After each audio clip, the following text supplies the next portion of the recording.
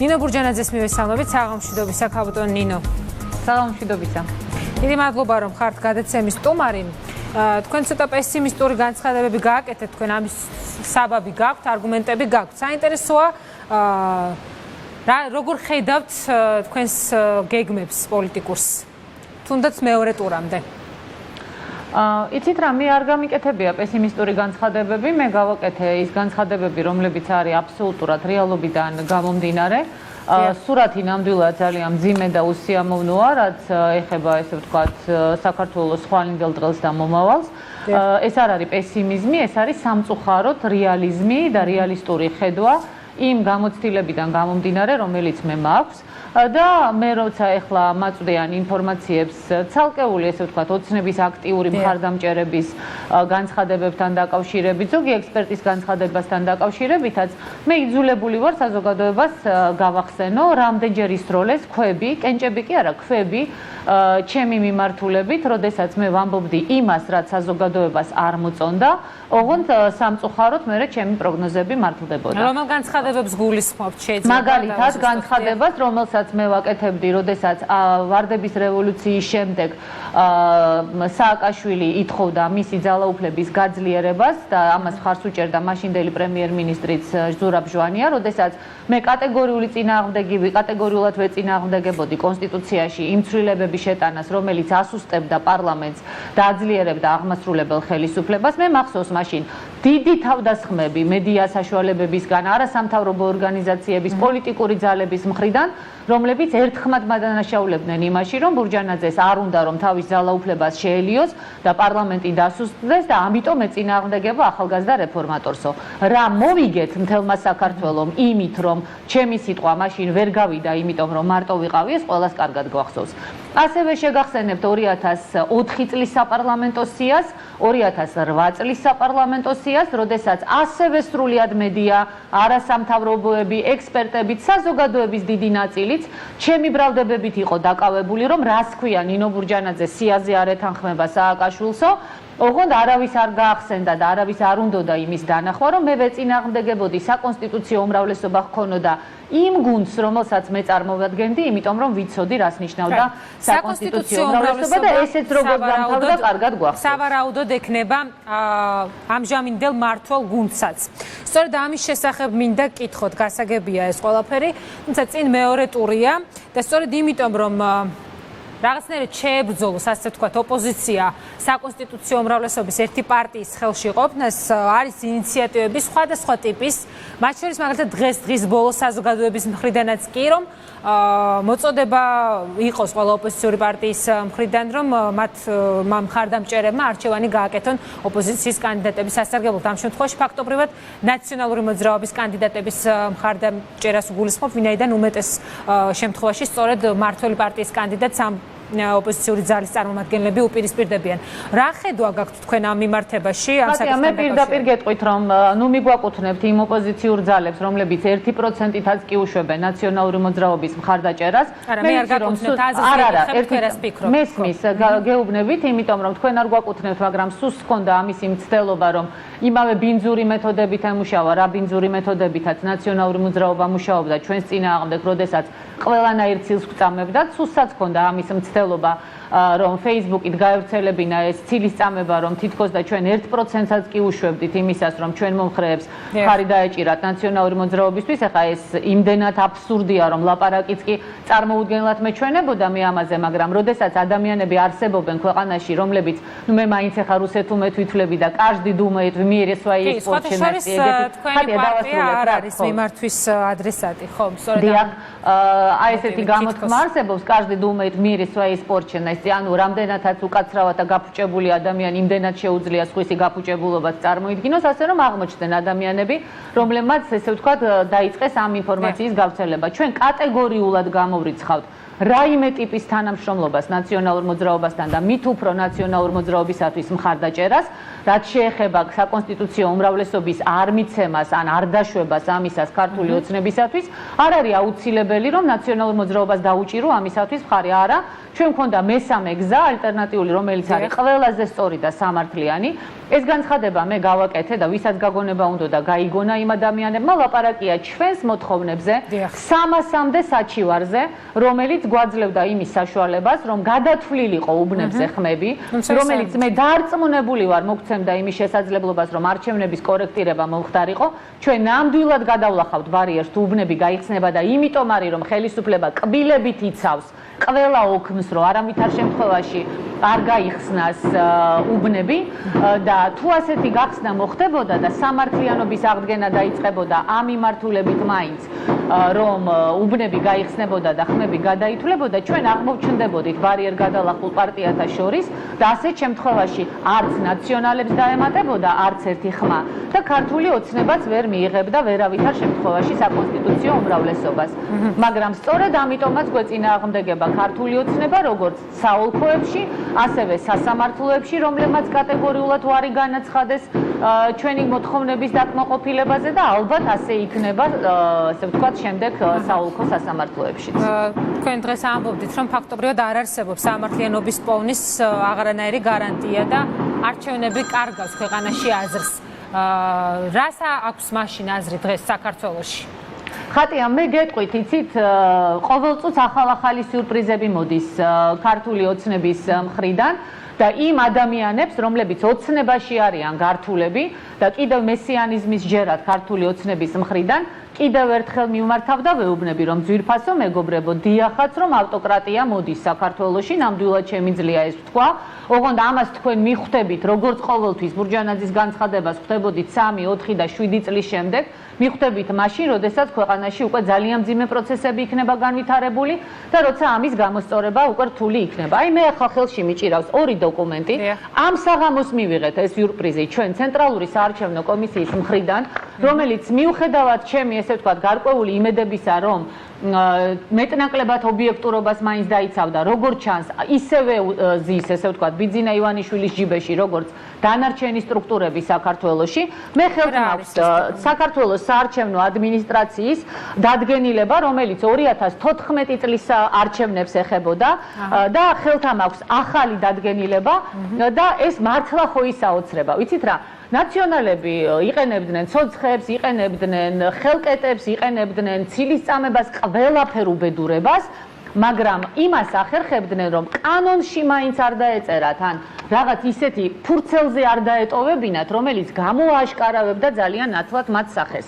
ეს ხელისუფლება ან ამას ვერ ახერხებს, ან იმდენად აიგდო უკვე თავი, მაპატიეთ ამ გამოთქმისათვის, რომ ამასაც კი აღარ აკეთებს. 2016 წლის ახალი დადგენილების მიხედვით, მესამე პუნქტი პრაქტიკულად CSKO-ს დადგენილება ცვლის ორგანული კანონის ძირითად დებულებას, ანუ საარჩევნო კოდექსის 42 მუხლის 6 პუნქტს. ახლა ვისაც იურისპრუდენციასთან ახლოს გაუვლია, უკვე მიხვდება, რას ნიშნავს, როდესაც კონკრეტული უწყება პარლამენტის მიერ მიღებული ორგანული კანონის ცვლილებას ახდენს. აქ წერია ის, რომ მეორე ტურში ყველა პარტიას, რომელიც მეორე ტურში არ მონაწილეობს იმ თვალსაზრისით, რომ მას არ აყავს მეორე ტურში კანდიდატები, ეკრძალებათ დამკვირვებლების დანიშვნა და მეორე ტურში დამკვირვებლები დაინიშნება თურმე მხოლოდ ქართული ოცნების და ნაციონალური მოძრაობის წარმომადგენლები. ანუ ამით პირდაპირ ხელს აწერს ცენტრალური საარჩევნო კომისია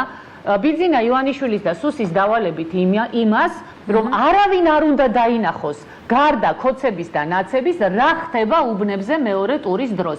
კიდევ გნებავთ პატივცემულო მეოცნებეებო, ვისაც ესე ვთქვათ შორიდან რაღაცეების ახსნა გჭირდებათ, როგორი გარიგებულები არიან ქართული ოცნების და ნაციონალური მოძრაობის წარმომადგენლები. ნაციონალური მოძრაობის წარმომადგენელს დღეს ამისთვის წინააღმდეგი ხმა არ მიუცია. ერთადერთი ადამიანი, ვინც CSKO-ში ამას მისცა ხმა წინააღმდეგი იყო ჩვენი წარმომადგენელი ბატონი ირაკლი ჭყოიძე და სხვა პოლიტიკური პარტიების წარმომადგენლებმა პრაქტიკულად ყველამ თავი შეიკავა ამ დადგენილების მხარდაჭერაზე. ხალხო, ეს რა არის, იცით? ეს არის, რომ ჩვენ ვართ მოვედით ნაციონალური მოძრაობა ქართულ ოცნებასთან გარიგებით და ქართული ოცნება მოვედი ყველაფერზე წასვლით და ნაცებთან გარიგებითაც და დანარჩენებს რაც გინდათ ისქენით, თქვენი აზრი არ გვაინტერესებს. ეს არის პირდაპირი ნიშანი იმისა, როგორ არიან გარიგებულები ქართული ოცნება და ნაციონალური მოძრაობა. ეხლა მიდის გამალებული ვაჭრობა გამალებული ვაჭრობა, რომ ნაციონალებმა მიიღონ გარკვეული რაოდენობა მანდატების, ოღონდ არა იმაზე მეტი, რაც ქართულ ოცნებას, ესე ვთქვათ, პრობლემას შეუქმნის საკონსტიტუციო უმრავლესობის აღებისა. თქვენს როლს, თქვენი პოლიტიკური გუნდის როლს სად და როგორ ხედავთ, კაპიტან ნინო? ჩვენ ბევრი სხვადასხვა მოსაზრება, ინიციატივები მოვისმინეთ გაერთიანებების შესახებ, ალიანსების და ასე შემდეგ. იცით რა, ჯერჯერობით ადრე ამ გაერთიანებებზე და ალიანსებზე საუბარი ნამდვილად, თუმცა რა თქმა უნდა კონსულტაციები უკვე მიმდინარეობს. მე პირდაპირ გეტყვით, მე ვხედავ საფრთხეს, რომელიც ემუქრება ქვეყანას. მე ვთავაზობ ბიძინა ივანიშვილს პირდაპირ დაისვას თავის შუშის სასახლეში გიგა ბოკერია და ბარემ ერთად მართონ იქედან. იმიტომ რომ ყველაფერი ძალიან თვალნათელია, აბსოლუტურად ნათლად ჩანს. კიდევ ერთხელ მინდა იმ ხალხს უთხრა, მორალს რომ გვიკითხავენ ჩვენ 26 მაისს გამოვლილ ხალხს, იმ ადამიანებს, ვინც მაშინ თბილსამზარეულოებში ისხდნენ და ზოგს დილას გაეღვიძა და დილით გაიგო რა მოხდა, რომ ეხლა თურმე ჩვენ რომ ოცნებას დაუჭიროთ ხარი, გამოფხიზლდით და გონსმოდით. ნაციონალური მოძრაობა რომ უბედურებაა და ნაციონალურ მოძრაობას რომ ხარი არ უნდა დაუჭირო, ამაზე ორი აზრი არ არსებობს, მაგრამ ვინ მისცა ნაციონალურ მოძრაობას იმისი შანსი, რომ 27%-ით მობრუნებულიყო დღეს საქართველოს პარლამენტში ნაციონალურ მოძრაობას, რომელსაც საერთოდ 2 თვის განმავლობაში ცხვირი არ გამოუყვია გარეთ 2012 წლის ოქტომბრის არჩევნების შემდეგ ქუჩაში გამოსვლას ვერ ბედავდნენ და ბავშვებს ვერ უშვებდნენ სკოლაში. ბავშვებს მართლა ვინ დაეტაკებოდა. მაგრამ ვერ ბედავდნენ ქუჩაში გარეთ გამოსვლას და ქართული ოცნების წარმომადგენელი უნდა შემოგვიერთდეს თქვენ შემდეგ და მე მინდა შემოგიერთდებათ დებატები რო იყოს აჯობებდა ისე ნამდვილად აჯობებდა ჩემთვისაც, მაგრამ არ შედგა ეს დებატი. ოცნებამ ჩვენი მაყურებელს ვერ მოვაწყობ დღეს მაგალითად ეს ფორმატი ჩვენ არ შეგვითავაზებია, ამიტომ ტყუილს ვერ ვიტყვი.